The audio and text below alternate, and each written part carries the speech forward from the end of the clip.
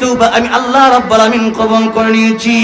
যার ফলে গতকাল রাতেও সে মদখোর ছিল, জিনাকারী ছিল, কিন্তু এমন তওবা আমি আল্লাহ রাব্বুল আলামিনের কাছে করেছে, সে জাহান্নামের ভয়ে জিনা ছেড়ে দিয়েছে। এর বিনিময়ে আমি মহান আল্লাহ রাব্বুল আলামিন তার মৃত্যু দিয়া আমি তার জান্নাতের মেহমান বানিয়ে দিয়েছি। সুবহানাল্লাহ। এই জন্য তাওবার সময় এখনো আছে। আমি আপনি জানি না যে আগামীকাল আমি বাঁচবো কিনা, আরো 1 বছর 2 বছর আমি বাঁচবো কিনা, আপনি বাঁচবেন কিনা। আল্লাহর নবী বলেন এই যে জান্নাত আর জাহান্নাম, রাসূলুল্লাহ সাল্লাল্লাহু আলাইহি সাল্লাম আমার আলোচ্য বিষয়ের আগে যে হাদিস পড়লাম, রাসূলুল্লাহ সাল্লাল্লাহু আলাইহি সাল্লাম বলেন আল কবরু রাউযাতুম মির রিয়াযিল জান্নাহ আও হুফরাতুম মিন হুফারিন নার। আল্লাহু আকবার। কবরে যাওয়ার সাথে সাথে তোমার কবরটা হয়তো জান্নাতের টুকরা হবে, আর না হয় কবরটা জাহান্নামের গর্ত হয়ে যাবে। তো কেমনে হবে? যে আল্লাহ রাব্বুল আলামিন যারা ঈমান আর নেক আমল নিয়ে কবরে যাবে তাদেরকে কবরে যাওয়ার সাথে সাথে জান্নাত দিবেন। সুবহানাল্লাহ। জান্নাতের যে আরামায়েশটা, সে আরামায়েশটা তাকে কবরে আল্লাহ পাক দিবেন। তো এই কবরে আবার আরেক শ্রেণী যাবে, ফারিকুন ফিস সাঈর ওয়া ইন্নাল ফুজ্জারা লাফি জাহিম। যারা অসৎ কাজ করবে, যাদের জীবনে থাকবে সুদ, যাদের জীবনে থাকবে ঘুষ, যাদের জীবনে থাকবে জিনা, যাদের জীবনে থাকবে আল্লাহর নবীর বাইরে অন্য কারো আদর্শ, যাদের জীবনে থাকবে জুয়া, যাদের জীবনে যত গুনাহ আছে সব গুনাহগুলো থাকবে, ঈমান বরবাদ করে যদি কেউ যায়, তাহলে রাসূল বলেন তার কবরটা হয়ে যাবে আও হুফরাতুম মিন হুফারিন নার। এই কবর থেকে জাহান্নামের আযাব তার জন্য শুরু হয়ে যাবে। এজন্য আসুন, জান্নাত আর জাহান্নাম এটা কিন্তু কবরে যাওয়ার সাথে সাথেই শুরু হয়ে যাবে। শুধু কবর না, যেই মুহূর্তে তার মৃত্যু হবে, মৃত্যুর সাথে সাথেই আযাব শুরু হয়ে যাবে। মালাকুল মাউত যখন জান কবজ করবে, তখন একটা মানুষ যদি কাফের হয়, বেঈমান হয়, মুশরিক হয়, গুনাহগার হয়, তার মৃত্যুটা এত কষ্ট হবে। একটা বকরি তার জবাই করা ছাড়া তার চামড়া টেনে ছিঁড়লে যতটা কষ্ট হয়, এর চেয়ে বেশি কষ্ট হবে তার মৃত্যুর কষ্ট। এত কষ্ট হবে। আর যে ব্যক্তি আল্লাহর তৈরি জান্নাত পাওয়ার আশায়, আল্লাহকে খুশি করার আশায়, জান্নাত পাওয়ার আশায় জীবনটাকে সাজাবে 2টা কাজের মাধ্যমে। একটা হলো ঈমান, এটা হলো জান্নাতে যাওয়ার উপায় বলতেছি এখানে, যেহেতু এই অপশন যে জান্নাতে যাওয়ার উপায় আর জাহান্নাম থেকে বাঁচার উপায়। জান্নাতে যাওয়ার পথ হলো কেবলমাত্র 2টা, একটা হলো ঈমান, একটা নেক আমল। কয়টা বললাম? 2টা। আল্লাহ রাব্বুল আলামিন কোরআনে বলেন ইন্নাল্লাযীনা আমানু ওয়া আমিলুস সালিহাত কানাত লাহুম জান্নাতুল ফিরদাউসি নুজুলা খালিদিনা ফিহা লা ইয়াবগুনা আনহা হিওয়ালা। আল্লাহ রাব্বুল আলামিন বলেন ঈমান আর নেক আমল, এই 2টা জিনিস নিয়ে যদি কেউ কবরে যাইতে পারো, আমি আল্লাহ তোমাদেরকে জান্নাত দিব। সুবহানাল্লাহ। এই জান্নাত আমি যে তোমাদেরকে দিব, জান্নাত আমি আল্লাহ চিরস্থায়ী জান্নাত দিব। জান্নাত এটা পারিভাষিক অর্থ হলো, জান্নাতের আবিধানিক অর্থ হলো বাগান। এটা পারিভাষিক অর্থ হলো মুমিন মুসলমান যারা হবে, এদের পরকালে আরাম আয়েশের জন্য এদেরকে আল্লাহ রাব্বুল আলামিন জান্নাত দিবেন। আর জাহান্নাম কাদের জন্য? জাহান্নাম তাদের জন্য যারা এই দুনিয়ার নাজ নিয়ামত পাইয়া সারা জীবন একবার দিছে বিলায়া, সারা জীবনে তাদের মদের কারখানা, জুয়ার কারখানা, সুদ ঘুষের কারখানা, কিয়ামতের কঠিন ময়দানে আল্লাহ রাব্বুল আলামিন তাদেরকে জাহান্নামে দিবেন। তো এই জন্য আসুন, জান্নাত এটা হবে অনন্তকালের জন্য, আর দুনিয়া এটা হলো কিছুদিনের জন্য। আল্লাহ রাব্বুল আলামিন আগেই জানালেন যে দুনিয়া মাজরাআতুল আখিরা, দুনিয়াটা হলো তোমাদের কর্মক্ষেত, এখানে যা লাগাইবা তাই তোমরা বাবা। এখন এই দুনিয়াতে মন চাইলে করতে পারো, হ্যাঁ মদ খায় একবার টাল হয়ে পড়ে রয়েছে, হ্যাঁ তোমার মন চাইলে তুমি প্রতিদিন নারী নিয়ে থাকতে পারো, তোমার মন চাইলে তুমি জিনা করতে পারো, তোমার মন চাইলে তুমি লাভের টাকা সুদের টাকা খাইতে পারো, তোমার মন চাইলে তুমি হারাম খাইতে পারো, বিপর্দায় চলতে পারো হে নারী। কিন্তু মনে রাখো একদিন ওই দিন আসবে, এই দুনিয়াটা তো চিরস্থায়ী দুনিয়া নয়, একদিন ওই দিন আসবে যেদিন সারা জীবনের সুখ শুরু হবে কিন্তু তুমি আর বাঁচতে পারবে। এমন ঘটনা ঘটে কি ঘটে না? সারা জীবন মনে করেন টাকা পয়সা ইনকাম করছে, কি জন্য ইনকাম করছে? খাইতে মন চাইছে, রাস্তার পাশে মিষ্টি আছে কিন্তু তার পকেটে টাকা খরচ করে নাই। কেন? যে আরো কয়েকদিন যাক, একটু জমি কিনি, একটু ভালো বিল্ডিং করি। যেই মাত্র মিষ্টি দেখছে, আরে খাইতে মন চাইছে, কিন্তু এরপরেও খায় না। কেন খায় না? যে খাইলে তো টাকা ফুরা যাবে, দূর মিষ্টি এগুলা ময়লা, এগুলা ধুলা ভালো, দূর খাওয়া যাবে না। রাস্তা একটা জিনিস দেখছে, খাইতে মন চাচ্ছে না, কাচ্চি বিরিয়ানি খাইতে মন চাইছে, এখন হোটেলে গেছে, এরপরেও আলু ভর্তা, ডাউল আর ভাত কোন রকম খায় শেষ। কেন? যে টাকা বাঁচাইতে হবে। যেই দিন এতদিন তার টিনের বাড়ি ছিল, মাটির বাড়ি ছিল, যেই দিন 5 তলা বিল্ডিং এর মালিক হলো, এমনি ডাক আইসা পড়ছে, মালাকুল মউত আজরাইল ইসলাম আইসা হাজির। কথা ঠিক না বেঠিক? এরকম হয় কি হয় না? এই জন্য আমার ভাইয়েরা, মুরব্বী বাবাজিরা, এই দুনিয়া হলো ক্ষণস্থায়ী জিন্দেগি। এই দুনিয়া আমাকে আপনাকে সুখ শান্তির জন্য পাঠানো হয় নাই। এই দুনিয়াতে আমাকে আপনাকে পাঠানো হয়েছে কয়েকদিন ইবাদত করে যাওয়ার জন্য। আল্লাহ রাব্বুল আমিন বলেন, ওমা খালাকতুল জিন্না ওয়াল ইনসা ইল্লা লিয়াবুদুন। আমি আল্লাহ রাব্বুল আমিন তোমাদেরকে পাঠাইছি, আমি আল্লাহর ইবাদত তোমরা করবা। আর এই পৃথিবীর মানুষ কয়েকদিন যদি আমি আল্লাহর ইবাদত করে আসতে পারো, এমন জান্নাত তোমাদেরকে আমি আল্লাহ দিব, যেই জান্নাতে ঢুকবা কিন্তু তোমাদের বয়স কোনোদিন ফুরাবে না। এরপরে দুনিয়াতে একটু খাইছেন, পেটের সমস্যার কারণে আর খাইতে পারেন না। কথা ঠিক না ঠিক? এই যে এত অসুস্থ, আল্লাহ রাব্বুল আমিন বলেন জান্নাতে আসার সাথে সাথে সমস্ত অসুস্থতা বন্ধ হয়ে যাবে। সুবহানাল্লাহ। মনে করেন খাইছেন, এমনি চিনি খাওয়া যায় না। কেন? ডায়াবেটিস। একটু তেলের খাবার দিছে, খাওয়া যায় না। কেন? গ্যাস্ট্রিক। তো এই যে বিভিন্ন মারাত্মক সমস্যা, এরপরে বাথরুমে যাওয়ার দরকার। আল্লাহ রাব্বুল আমিন জান্নাতে যাওয়ার পরে কি সুন্দর এক ডেক দিবেন, এক ডেকুরের সাথে সাথেই আপনার সব খাবারগুলো হজম হয়ে যাবে, বাথরুমে যাওয়ার কোনো দরকার নাই। সুবহানাল্লাহ। আল্লাহ রাব্বুল আমিন বলেন, শুধু তাই না, আমি আল্লাহ রাব্বুল আমিন যাদেরকে জান্নাত দিব তাদেরকে আমি আল্লাহ রাব্বুল আমিন ইউসুফ আলাইহিস সালামের মতো সৌন্দর্য দান করব।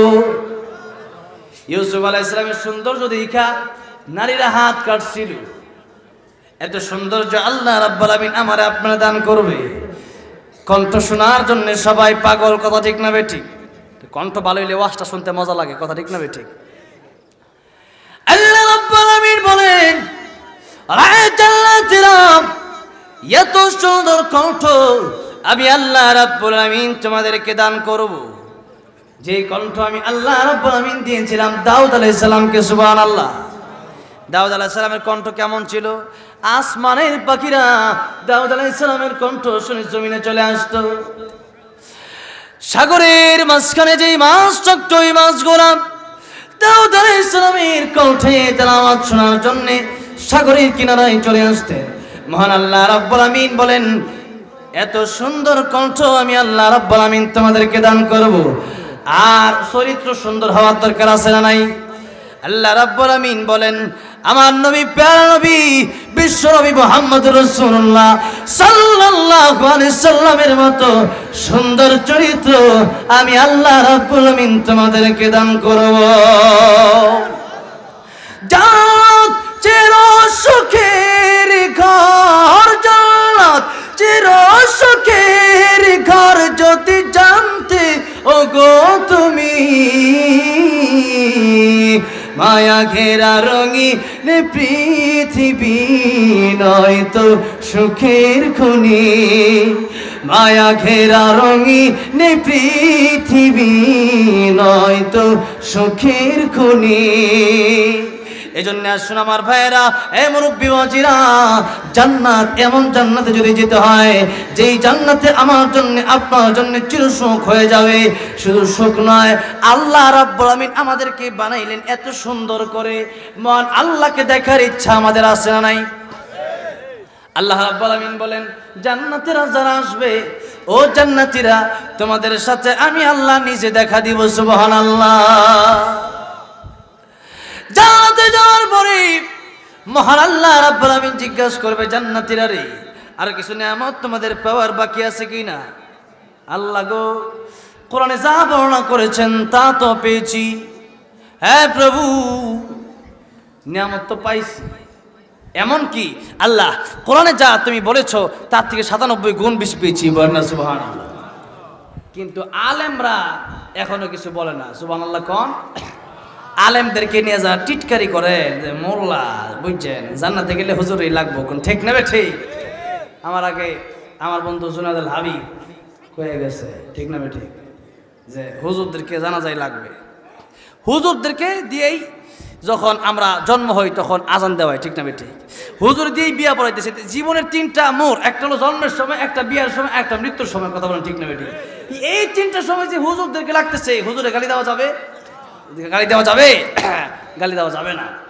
আমি এই জন্য বলেছিলাম, এই মোল্লারে ছাড়া তোরে কবর দিবে না, এই মোল্লারে ছাড়া তোকে দফন দিবে না, এই মোল্লা ছাড়া তোর জানাজাকে পড়বে না। কথা ঠিক না? ঠিক।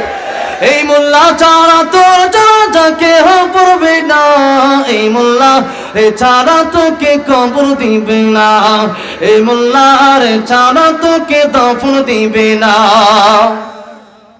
সারা জীবন করে রে তুই যে মোল্লারে ঘৃণা, সেই মোল্লারে লাগবে পরে এটা ভাবলি না।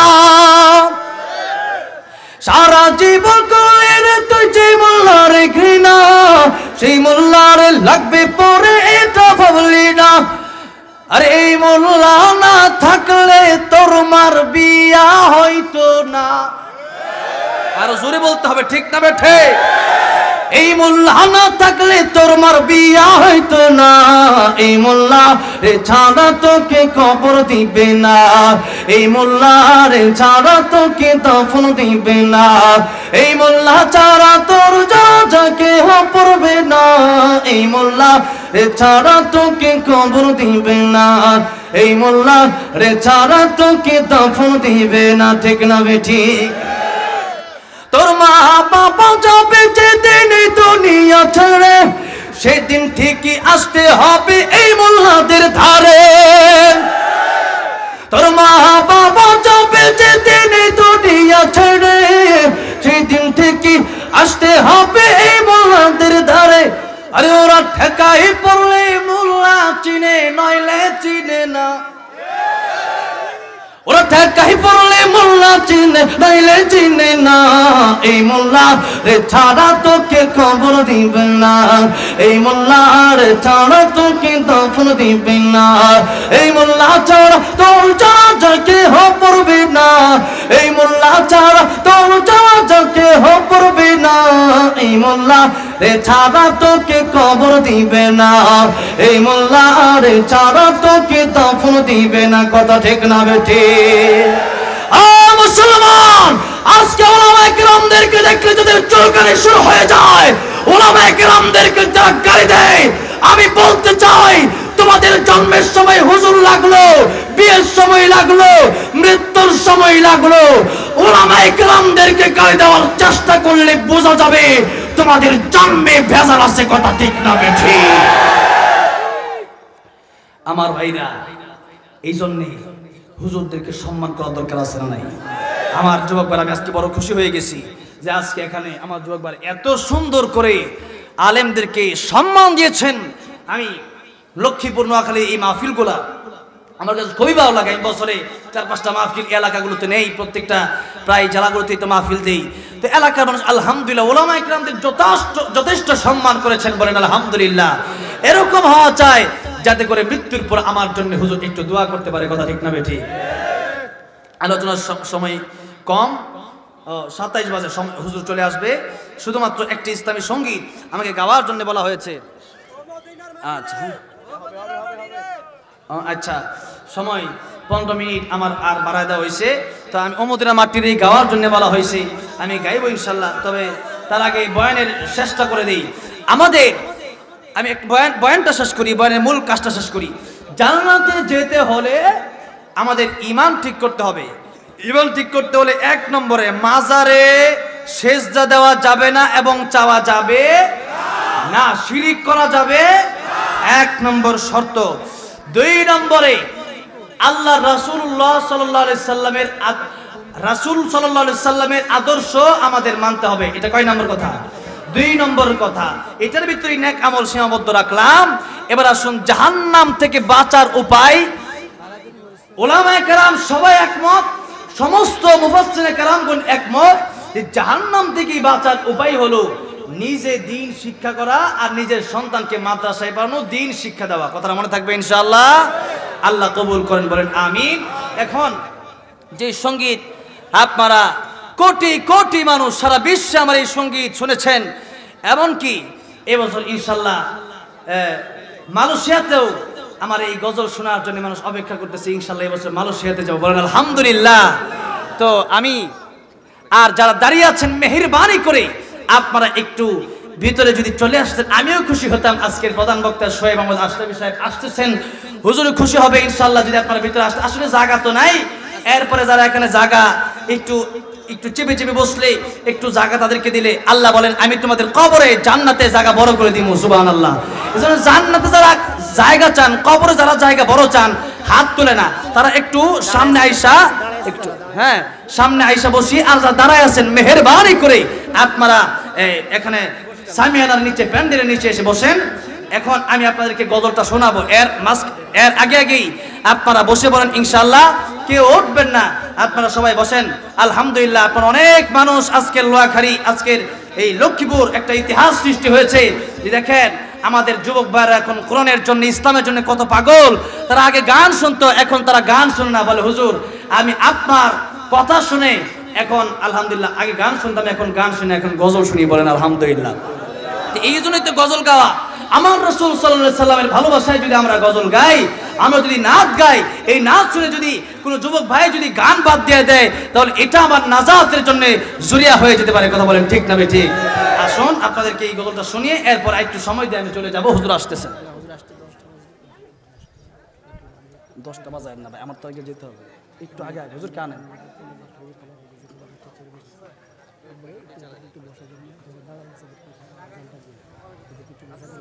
আচ্ছা আপনারা এই কথা বুঝতেছেন, যারা দাঁড়ায় রয়েছেন একটু বইসা বললে ভালো হয় আর কি। আসেন একটু একটা মিনিট জিকির করে লা ইলাহা ইল্লাল্লাহ, লা ইলাহা ইল্লাল্লাহ।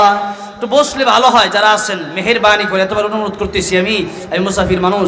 লা ইলাহা ইল্লাল্লাহ, লা ইলাহা ইল্লাল্লাহ।